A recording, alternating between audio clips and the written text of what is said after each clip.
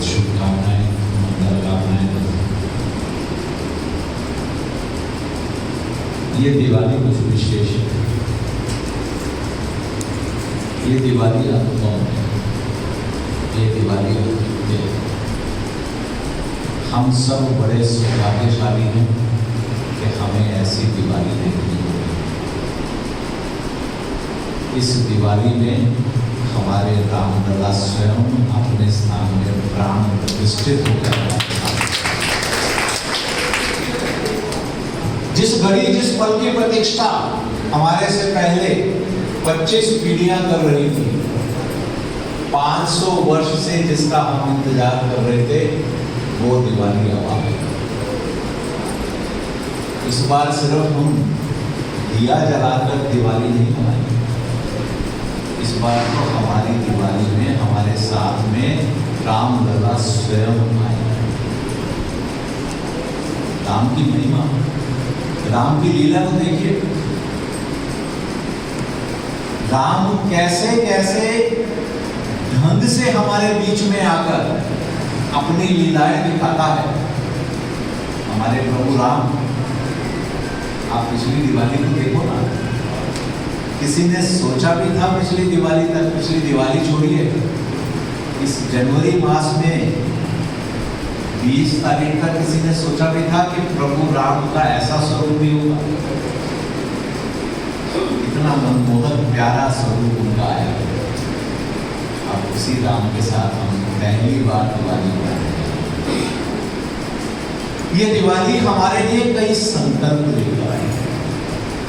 ये दिवाली हमारे लिए कई संदेश लेकर आई है। ये दिवाली हम सबको ये आभास कराने के लिए लाई है कि हम सब धर्म प्रेमी जब एकत्रित हो जाते हैं, हम सब जब इकट्ठे हो जाते हैं, तो हम अपने प्रत्येक लक्ष्य को पूर्ण करने की स्थिति में आ जाते हैं। हमें ये संदेश मिला है कि जिस इच्छा को प्राप्त करने के लिए, जिस लक्ष्य को प्राप्त करने के लिए 500 वर्ष प्रतीक्षा की, संघर्ष किया, लाखों बलिदान किए, हम एकत्रित हुए, तो उस कार्य को हमने पूर्ण कर दिया। इसके साथ में हमें ये संदेश भी लेकर आई है कि हमें अपने कार्य पूर्ण करने के लिए, अपने लक्ष्य पूर्ण करने के लिए अब अपने आप को पूर्णतः समर्पित करना है। हमें सैकड़ों वर्ष प्रतीक्षा करनी पड़ी जिस दिवस की, हमारी आने वाली पीढ़ी को ऐसी प्रतीक्षा न करनी पड़े। हमारे आने वाली पीढ़ी इस स्थिति में ना रहे, ये वाला भविष्य निर्माण करने की शक्ति का आभास हमें ये दिवाली देगी। हम जानते हैं हम सबने मिलकर इस कार्य को पूर्ण किया है। हम ये भी जानते हैं कि हम सब अब मिलकर आगे इकट्ठे कार्य करेंगे तो अपने बाकी सब लक्ष्य भी पूर्ण कर पाएंगे। हम जानते हैं कि सब कुछ हमें मिला तो राम जी की कृपा से ही है। सब उसी के आशीर्वाद से होता है। कहते हैं ना, करता है तू पर मेरा नाम होता है। पर इससे आगे बढ़ने का भी हमें संदेश दिया है। हमें अभी ये नहीं कहना है कन्हैया कन्हैया तुझे आना पड़ेगा। हमें अब सब काम स्वयं करने क्यों आना पड़ेगा? उसने हमको, अपने भक्तों को, अपने बच्चों को सक्षम बना दिया है। अब वो पहले जैसे कमजोर बच्चे नहीं हैं जो कहते हैं प्रभु तूने ही आकर मुझे बचाना है। अब हम सब एकत्रित होकर अपनी रक्षा स्वयं करेंगे, अपना भविष्य निर्माण करेंगे, अपनी आने वाली पीढ़ी को एक नया भारत, नया देश, नया सनातन राष्ट्र देंगे। ये हमको संदेश देकर ये दिवाली। अब समय आ गया है कि हम सब मिलकर संकल्प लें कि इस दिवाली में दिया जलाने के साथ में उन विधर्मियों के षड्यंत्रों को, उन विधर्मियों के कुचक्रों को भी हम जलाएंगे। ये प्रण लेकर अपनी दिवाली सभी कार्य कैसे करेंगे? अनेकानेक इतिहास की गलतियां हुई हैं, उन गलतियों को हम सब ने मिलकर दूर करना है। धर्म के आधार पर हमारे देश का बंटवारा हो गया, हमारी मां को टुकड़े टुकड़े हो गया। ये धर्म के आधार पर है। और जिन्होंने ये किया, आप देखिए उनके कुचक्र, उन्होंने इतना भी नहीं सोचा कि हमारे देव वहां पर है, हमारे देव स्थान वहां पर है। आप काट रहे हो भारत माता को, एक कदम दूर करतारपुर साहब है, क्या वो यहां नहीं आ सकता था क्या? हम कराची में मेजोरिटी में है, लखनऊ लाहौर में मेजोरिटी में है, क्यों वो वहां पर रह गया? थोड़ी सी दूर तो कैलाश मानसरोवर था, क्यों वो छोड़ दिया? मां शारदा पीठ क्यों छोड़ दिया? ये सब उन षड्यंत्रों, कुचक्रों को दर्शाता है। ये सिर्फ गलतियां नहीं थी, ये जानबूझकर किए गए कार्य। इन सब गलतियों को दूर करने का समय है। प्रयास कर तो हैं हम सब एकत्रित हुए हैं, हम अनेकानेक कार्य पूर्ण कर चुके हैं। हमने मिलकर ही भव्य मंदिर बनाया और सबके साथ में करतारपुर साहब का अपना पूरा कॉरिडोर अपने हाथ में। अभी फिर से एग्रीमेंट रिन्यू हो गया।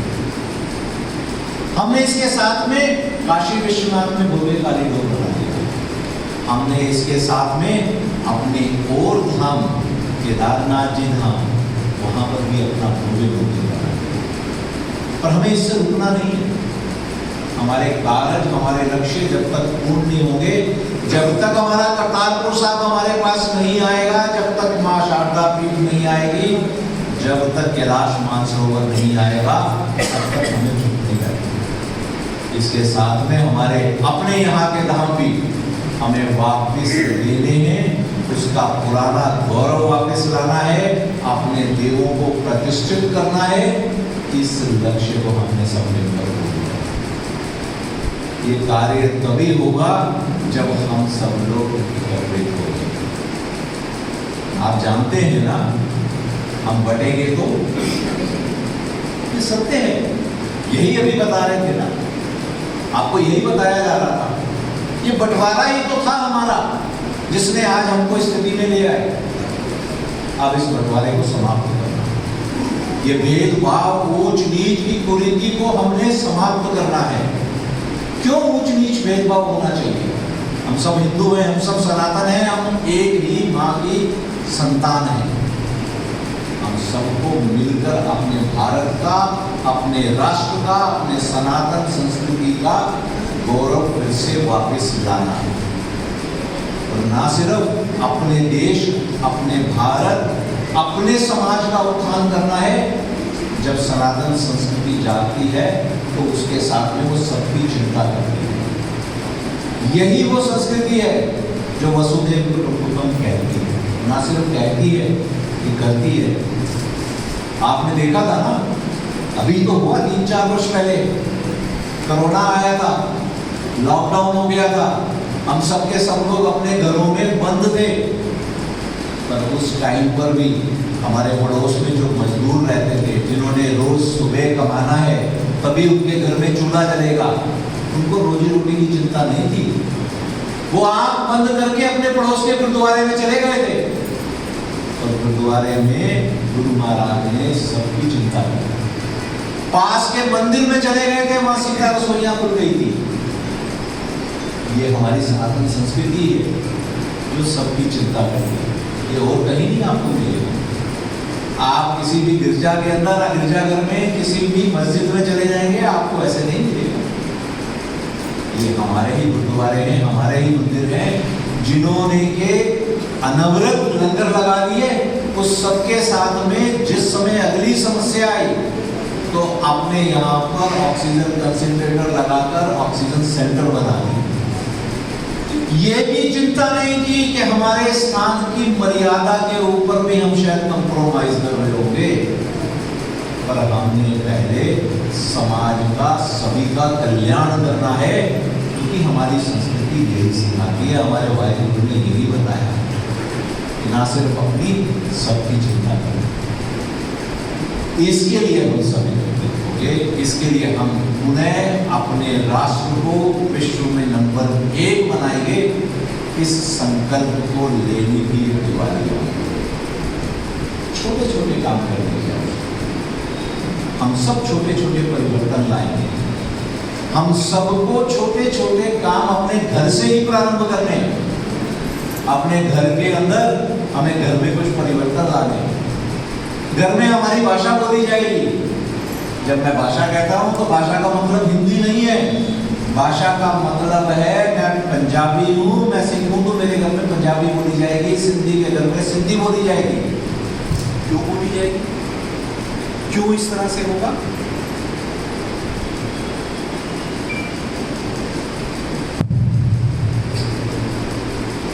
जो हमारी बुनियाई में, जो हमारी बोली में मिठास है वो और किसी भाषा में नहीं।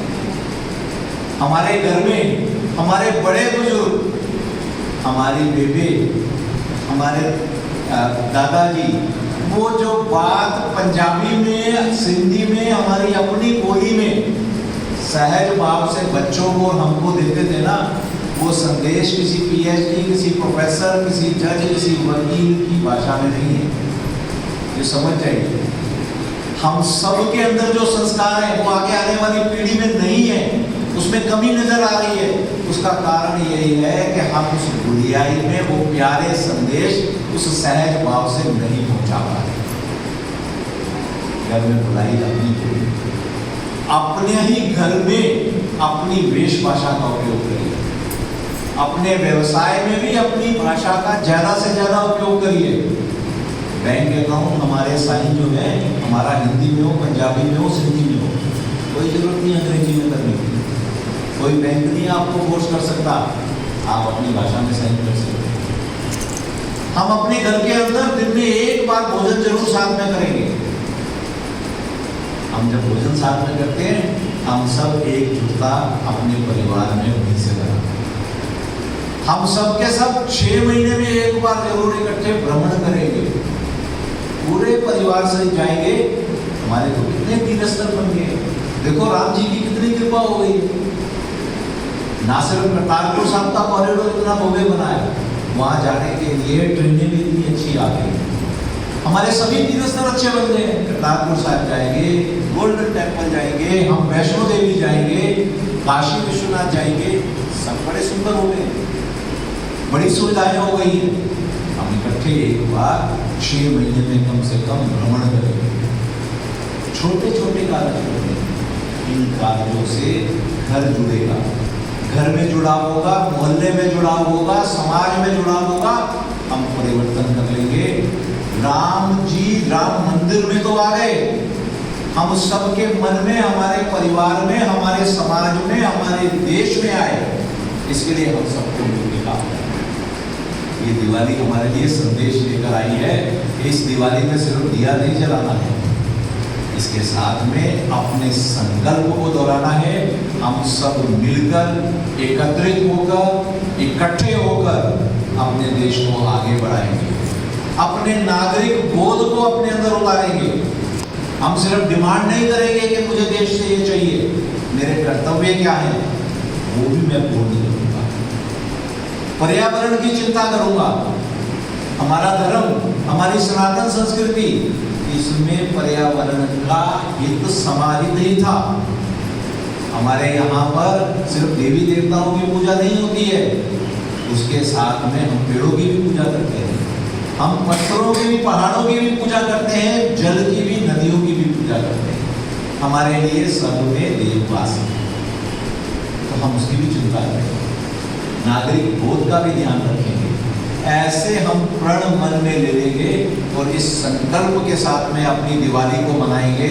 मुझे पूरा विश्वास है कि हम भारत को पुनः राष्ट्र गुरु बनाने के, पुनः विश्व गुरु बनाने के, विश्व में नंबर 1 बनाने के अपने लक्ष्य को इकट्ठे मिलकर पूर्ण कर पाएंगे।